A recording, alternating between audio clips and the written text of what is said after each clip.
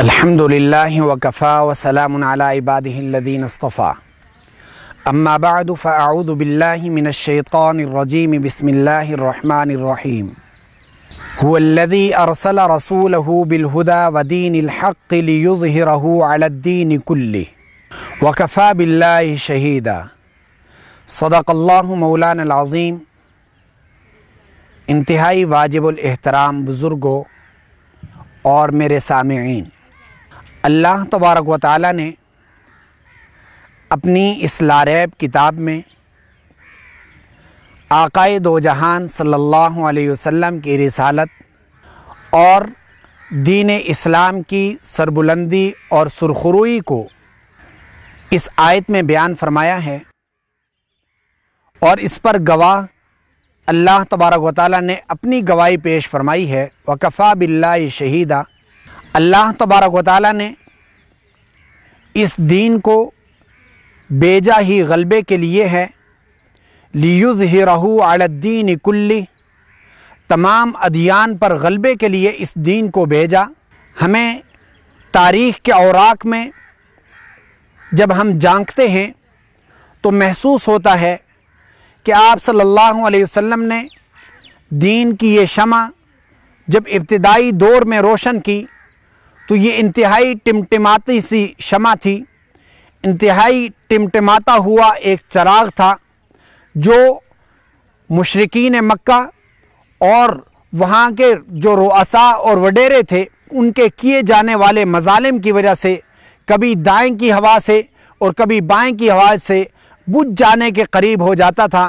آقائے دو جہان صلی اللہ علیہ وسلم اس چراغ کو جلائے ہوئے ہیں، مسلسل اس کو روشن کرنے کے لیے کبھی ابو بکر کو لاتے ہیں، ابو بکر جا کر اوروں کو لے کر آتے ہیں، عثمان غنی عبد الرحمن ابن عوف کو لے کر آتے ہیں، حضرات صحابہ کرام کا یہ جمگٹھا تیار ہو رہا ہے، لیکن پھر بھی بات وہی ہے کہ مشرکین مکہ کے سامنے اس کا اعلان کرنا ممکن نہیں ہے، اس کو اعلانیہ طور پر بیان کرنا ممکن نہیں ہے۔ مشرکین مکہ کے سامنے اس کا پھریرا لہرانا اور اسلام کی سربلندی کا گن گانا بہت ہی زیادہ مشکل ہے۔ آپ صلی اللہ علیہ وسلم نے اسی حالت کو دیکھتے ہوئے کہ کہیں یہ ٹمٹماتا ہوا چراغ بجھ نہ جائے، اللہ سے مانگا، ہے اللہ تو نے اس دین کو غلبے کے لیے بنایا ہے، بے شک یہ غلبہ تو پائے گا، لیکن میری دعا یہ ہے کہ اے اللہ اسلام کو عمر کے ساتھ سربلندی نصیب فرما دے، اسلام کو عمر کے ساتھ سربلندی نصیب فرما دے۔ آقائے دو جہان صلی اللہ علیہ وسلم نے عمر یا عمر دونوں کے لیے دعا فرمائی، دونوں میں سے کسی ایک کو ہے اللہ تو شرف قبولیت دے دے۔ آپ صلی اللہ علیہ وسلم مکہ میں گھومتے ہوئے اور گلیوں میں گھومتے ہوئے، طواف کرتے ہوئے اور غلاف کعبہ پکڑتے ہوئے یہ تنہائیوں میں دعا کر رہے ہیں، اللہم اعز الاسلام بعمر بن الخطاب او بعمر بن الحشام، ہے اللہ عمر خطاب یا عمر بن حشام کے ذریعے اسلام کو سربلندی نصیب فرما۔ اللہ تبارک و تعالی نے نبی اکرم صلی اللہ علیہ وسلم کی اس دعا کو ایسا قبول فرمایا کہ آقائے دو جہان صلی اللہ علیہ وسلم اپنی مجلس میں جلوہ افروز ہیں۔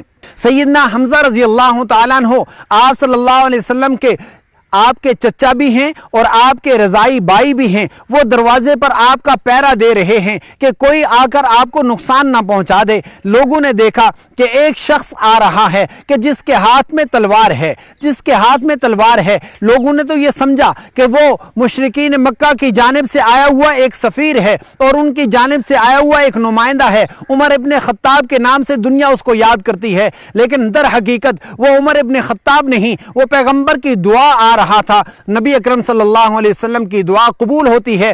سیدنا عمر ابن خطاب رضی اللہ تعالیٰ عنہ دائرہ اسلام میں داخل ہونے کے لیے گھر سے نکلتے ہیں، نکلنا بھی عجیب ہے۔ آپ صلی اللہ علیہ وسلم کا جب یہ شمع اور یہ دین کا ٹمٹماتا ہوا چراغ روشن ہونا شروع ہوا تو مشرکین مکہ نے فوراً یہ طے کیا کہ کسی طرح ان کو ختم کر دیا جائے، اور کیوں نہ اس چراغ کو جلانے والے کو ہی گل کر دیا جائے۔ نعوذ باللہ ثم نعوذ باللہ۔ پیغمبر پیغمبر اکرم صلی اللہ علیہ وسلم کو شہید کر دیا جائے۔ اس کیفیت میں انہوں نے اپنی ایک مجلس بلائی، اس مجلس میں بہت بڑا اعلان کیا کہ کون ہوگا جو نعوذ باللہ محمد ابن عبداللہ محمد رسول اللہ کا جا کر سر لے کر آئے گا۔ فاروق اعظم نے دیکھا کہ کوئی بھی نہیں اٹھتا، فوراً کھڑے ہوتے ہیں اور کہتے ہیں یہ سر میں لے کر آؤں گا۔ فاروق اعظم رضی اللہ تعالیٰ عنہ اپنے گھر سے تلوار لیے ہوئے نکلتے ہیں۔ سارے مشرکین اپنی جگہ پر خوش ہیں کہ یہ جس نے فیصلہ کیا ہے ضرور وہ سر لے کر آئے گا۔ فاروق اعظم اپنے گھر سے نکلتے ہیں،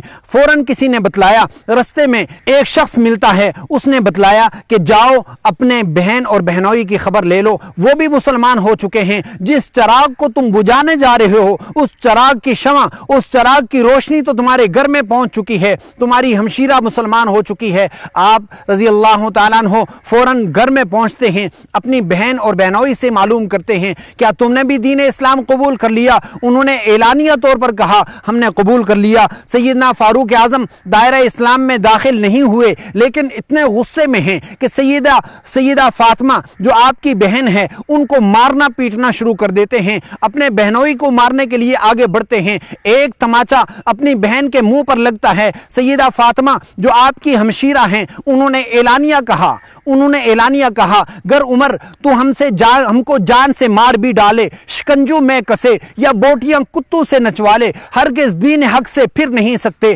بلندی معرفت کی مل گئی گر نہیں سکتے۔ فاروق اعظم رضی اللہ تعالیٰ عنہ کی اس جذبے کو دیکھ کر فاروق اعظم نے اپنی بہن فاطمہ کے اس جذبے کو دیکھ کر فوراً کایا پلٹ گئی، کہا دیکھنا چاہتا ہوں کہ کیا چیز ہے جس نے تمہیں اتنا مستقیم کر دیا، جس نے تمہیں اتنی استقامت دے دی۔ فاروق اعظم رضی اللہ تعالیٰ عنہ نے اس جذبے کو دیکھ کر فوراً کہا کہ مجھے بھی وہ چیز دکھاؤ۔ جب انہوں نے کہا کہ تم پاک نہیں ہو، پاکی حاصل کر لو، پاکی حاصل کرنے کے بعد جب سورہ طٰہٰ کی آیات انہیں پڑھائی جاتی ہیں، فاروق اعظم رضی اللہ تعالیٰ عنہ کی دل کی دنیا بدل جاتی ہے۔ وہاں نہیں کہا کہ مجھے یہاں کلمہ پڑھاؤ، کہا مجھے آقا کی مجلس میں لے جاؤ۔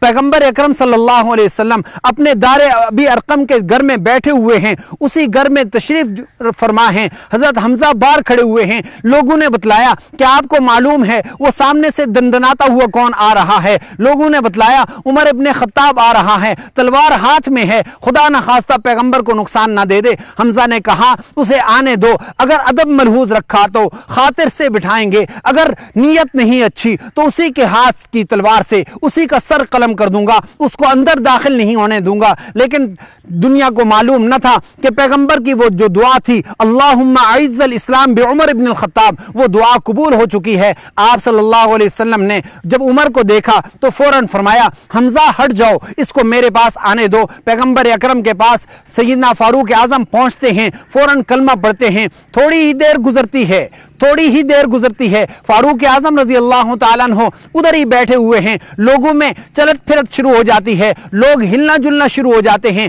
عصر کی نماز کا وقت ہوا چاہتا ہے، آپ صلی اللہ علیہ وسلم بھی اٹھ گئے۔ فاروق اعظم نے پوچھا یہ حرکت کیسی ہے؟ لوگ جو چہرے دھو رہے ہیں یہ کیسا ہے؟ پوچھا، فرمایا یہ نماز کا وقت ہو رہا ہے، ہم یہاں نماز ادا کریں گے۔ فاروق اعظم رضی اللہ تعالیٰ عنہ نے کہا کہ نماز کس کے لیے ہے؟ کہا یہ تو اللہ کے لیے۔ کہا اگر اللہ کے لیے ہے تو اللہ کے گھر میں ہونی چاہیے۔ فاروق اعظم رضی اللہ تعالیٰ عنہ نے جب یہ کہا اللہ کے گھر میں، پیغمبر کی آنکھوں میں آنسو آ گئے۔ کہا عمر دل تو میرا بھی یہ چاہتا ہے کہ سر میرا ہو، در رب کا ہو، لیکن تیرے قبیلے والے، تیرے خاندان والے یہ نہیں چاہتے، میرا بھی دل چاہتا ہے بیت اللہ میں نماز ہونی چاہیے۔ فاروق اعظم نے اسی تلوار کو نکالا اور کہا کہ اگر کسی نے بچوں کو یتیم کرانا ہے، بیویوں کو بیوہ کرانا ہے، آؤ فاروق کا راستہ روک لو۔ آج محمد رسول اللہ مکہ میں جا کر بیت اللہ کے اندر نماز پڑھیں گے۔ چنانچہ آپ صلی اللہ علیہ وسلم نے عصر کی نماز فاروق اعظم کی قیادت میں اور فاروق اعظم کی معیت میں سب سے پہلے مکہ میں جا کر، بیت اللہ میں جا کر سب سے پہلے اعلانیہ نماز پڑھی۔ لیظہرہ علی الدین کلہ، تمام ادیان پر غلبے کے لیے آیا، لیکن سب سے پہلا جو چاند لگایا، جو سب سے پہلی روشنی دی، وہ فاروق اعظم رضی اللہ تعالیٰ عنہ نے دی۔ اسلام جوں فاروق اعظم داخل ہوئے، اسلام اسلام پھلنا پھولنا شروع ہو گیا۔ وہ جو پہلے ایک دوسرے سے چھپ چھپا کے عبادت کیا کرتے تھے، آج وہ اعلانیہ عبادت پر اتر آئے ہیں۔ بیٹا باپ سے ایمان چھپا رہا، باپ بیٹے سے ایمان چھپا رہا، آج وہ اعلانیہ ایمان کا اعلان کر رہے ہیں۔ فاروق اعظم رضی اللہ تعالیٰ عنہ کی اس جرت اور اس استقامت کی وجہ سے اللہ تبارک و تعالیٰ نے اتنا قریب کر دیا کہ 40ویں نمبر پر ایمان لانے والا فاروق اعظم بڑھتا ہے، اتنا نبوت کے قریب ہوتا ہے، اتنا قریب ہوتا ہے کہ دوسرے نمبر پر خلافت مل جاتی ہے۔ اور خلافت بھی ایسے ہی نہیں ملی، بلکہ پیغمبر اکرم صلی اللہ علیہ وسلم نے اپنی زبان مبارک میں بہت جگہ پر ارشاد فرمایا۔ کبھی فرماتے ہیں کہ اگر میرے بعد کوئی نبی ہوتا، لو کان بعدی نبی لکان عمر، اگر میرے بعد کوئی نبی ہوتا تو عمر اس قابل تھا، عمر میں یہ صلاحیت تھی، عمر میں یہ استعداد تھی، عمر میں نبیوں والی طاقت تھی، وہ نبی بن سکتا تھا۔ لیکن پیغمبر آخری نبی ہیں، ان کے بعد کوئی نبی نہیں۔ پیغمبر نے فرمایا ہر ایک نبی کے لیے وزیر ہوا کرتے ہیں، اگر میرے وزیر ہیں تو ابو بکر اور عمر میرے وزیر ہیں۔ حضرت فاروق اعظم رضی اللہ تعالیٰ عنہ کو اتنا درجہ نصیب فرمایا کہ جب فاروق اعظم رضی اللہ تعالیٰ عنہ منصب خلافت پر فائز ہو جاتے ہیں، منصب خلافت میں مختصراً عرض اس لیے کرتا ہوں، وقت کی قلت کے باعث میں آخرت کی اور ان کی شہادت کی طرف میں آنا چاہتا ہوں۔ خلافت پر فائز ہونے کے بعد فاروق اعظم رضی اللہ تعالیٰ عنہ وہ ہیں کہ اس دور میں جب وہ ترقی یافتہ دور نہ تھا، جب آواز ایک دوسرے تک پہنچانا ممکن نہ تھی، میلوں اور برسوں لگ جاتے تھے، ایک پیغام دوسرے ملک میں پہنچاتے ہوئے مہینے لگ جایا کرتے تھے۔ فاروق اعظم مکہ میں مدینہ میں نماز پڑھاتے ہوئے مسجد نبوی کے منبر پر کھڑے ہو کر کہتے ہیں یا ساریہ الجبل الجبل، یا ساریہ الجبل الجبل، یہ الفاظ کہتے ہیں۔ ادھر شام کے مقام پر سیدنا ساریہ رضی اللہ تعالیٰ عنہ وہاں پر لڑائی کر رہے ہیں، کفار کی جانب سے عقب کی وجہ سے اوپر سے آ کر انہوں نے حملہ آور ہونا ہوا۔ سیدنا ساریہ رضی اللہ تعالیٰ عنہ کو جب یہاں سے آواز پہنچتی ہے اور یہ پیغام آواز پہنچاتی ہے وہاں تک، سیدہ وہ پورا قافلہ اور وہ صحابہ کرام کا پورا جرمٹ اس شر سے محفوظ ہو جاتا ہے۔ بعد میں جب لوگوں نے پوچھا آج آپ نے یہ آواز دی ہے اور ساریہ موجود نہیں ہیں، آپ نے آواز کس کو دی؟ کہا تمہیں معلوم نہیں۔ سیدنا فاروق اعظم مدینہ میں کھڑے ہوئے ہیں، اپنی روحانی نظر سے وہاں تک دیکھ رہے ہیں جہاں تک کوئی نظر نہیں دیکھ رہی، اور اپنے ایک ایک ورکر کو، اپنے ایک ایک کارکن کی حفاظت کیے ہوئے ہیں۔ سیدنا فاروق اعظم رضی اللہ تعالیٰ عنہ کا جو دور ہے، دور خلافت، انتہائی زرعی دور ہے، انہوں نے ہر طرح کے ادارے بنائے۔ آج افواج پر بڑا فخر کیا جاتا ہے، ہر ملک کی ریڑھ کی ہڈی افواج ہوا کرتی ہے، لیکن اس افواج کا بانی اگر دیکھا جائے تو وہ فاروق اعظم ہے کہ جس نے ان کے وظائف مقرر کیے اور ان کے لیے چھٹیاں مقرر کی، ان کے آنے جانے کا نظم مقرر کیا، اور ایک جماعت ایسی بنائی کہ جن کا نظم اور جن کا خرچ اپنے بیت المال پر رکھا، اور اس جماعت کا کام یہ تھا ہر وقت دین اسلام کے لیے جنگ اور محاذ کے لیے تیار ہو۔ یہ فاروق اعظم کا کارنامہ ہے۔ ڈاک کا سلسلہ فاروق اعظم نے شروع کیا، پولیس کا سلسلہ فاروق اعظم نے شروع کیا۔ یہ سارے ادارے جو آج میرے اور آپ کے حفاظت کے لیے بنے ہوئے ہیں، فاروق اعظم رضی اللہ تعالیٰ عنہ نے یہ سارے قائم کیے ہیں۔ اب فاروق اعظم رضی اللہ تعالیٰ عنہ کی شہادت کی طرف آتے ہیں۔ وہی فاروق اعظم جس کو اللہ تبارک و تعالیٰ نے اتنا بڑا درجہ دیا کہ کہاں عمر ابن خطاب، کہاں خطاب کا بیٹا ہے، اونٹ چراتا ہے، باپ کہتا ہے تو اونٹ چرا نہیں سکتا، اور دوسری طرف دیکھتے ہیں وہی فاروق اعظم مسجد نبوی میں کھڑے ہو کر دعا کرتا ہے اللہم ارزقنی شہادہ، اے اللہ مجھے شہادت دے دے۔ اے اللہ شہادت تو نے بہت ساروں کو دی ہے، کسی کو بدر میں لے جا کر، کسی کو احد میں لے جا کر، کسی کو حنین میں لے جا کر، کسی کو تبوک میں لے جا کر، کسی کو احزاب میں لے جا کر، کسی کو خندق میں لے جا کر، ان سب کو شہادتیں دی ہیں۔ اے اللہ مجھے بھی شہادت دے دے، لیکن مجھے شہادت میری مرضی کے مطابق ہونی چاہیے۔ پوچھی شہادت کیسی؟ کہا ایسی شہادت ہو اللہم ارزقنی شہادہ، اے اللہ شہادت دے دے، اور ورزق موتی وجعل موتی فی بلد رسولک، वजअल मौती फ़ी बलदी रसूलिक, है अल्लाह मेरी शहादत को अपने नबी के शहर में बना दे। अल्लाह तबारक व तआला ने शहादत की ये दुआ ऐसी कबूल फरमाई कि ना सिर्फ उसी जगह पर बल्कि उससे भी आगे ले जाकर सैयदना फारूक आज़म रज़ी अल्लाह तआला अन्हु को मुसल्ला रसूल पर शहादत के दर्जे पर फायज किया। सैयदना फारूक आज़म रज़ी अल्लाह तआला अन्हु ऐसे ज़र्री दौर से गुजर रहे और उन्होंने जाम शहादत यकम मुहर्रमुल हराम को 27 ज़िलहिज्जा को उन पर कातलाना हमला होता है। 3 दिन इसी तरह बीमार रहने के बाद यकम मुहर्रमुल हराम को आपने जाम शहादत नोश किया। तारीख़ को मालूम होना चाहिए और हमें इस्लाम बहैसियत मुसलमान होने के हमें मालूम होना चाहिए कि हमारी इस्लामी तारीख़ की सबसे पहली जो तारीख़ है, इस तारीख़ में शहादत हुई